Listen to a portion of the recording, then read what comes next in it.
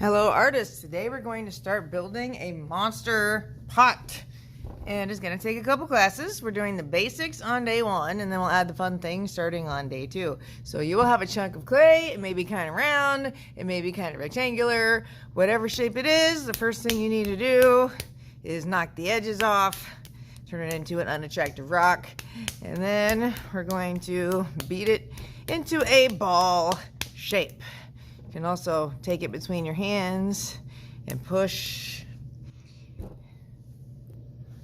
Once it is a ball shape, you can either take your thumb and push down or take a pencil and stab the center. Don't go all the way through. And then we wiggle round and round to make the hole a little bigger. Yes, your pencil will get dirty. Then I'm going to push in with my thumb so it goes a little farther. Notice not going all the way through. Not worried about little cracks and things because that happens with clay. We will make things beautiful later. Just trying to get the main structure.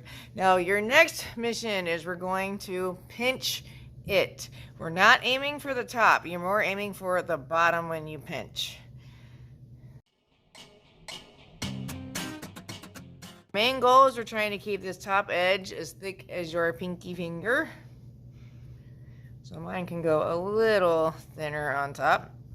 Right now we have a weeble wobbly pot, so we're going to gently tap. That flattens out the bottom.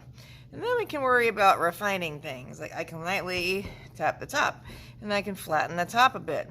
We can use your finger to smooth any large cracks. We can roll the sides on the table. I find that's great for getting rid of those finger dents that we don't want. And your clay may have a few cracks, which happens. We can take one of our clay squirt bottles and squirt a few times and gently massage. Don't drown it because clay plus too much water equals a mud-like texture. We don't want mud.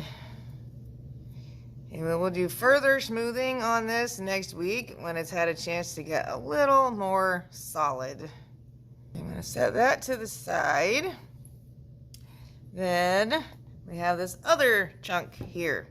So what we're going to do with that piece is take a rolling pin and we're going to roll it. I'm going to use my pencil as a guide so it's not skinnier than my pencil.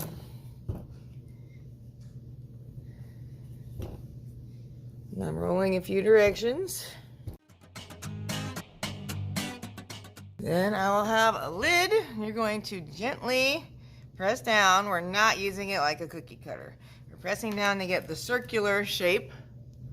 Then I'm going to loan you a skewer. And I'm holding it down really low.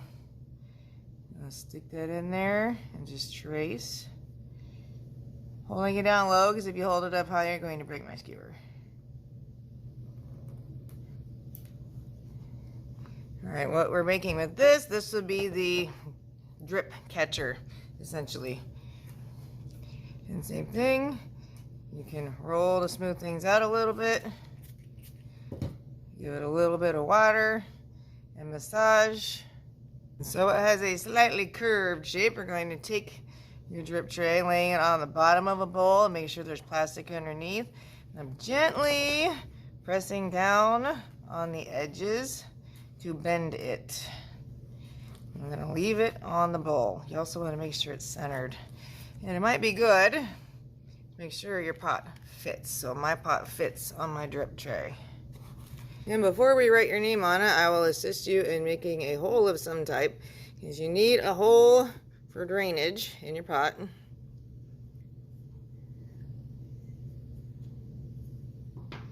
And we always smooth out the exit hole. Use a pencil to write your name.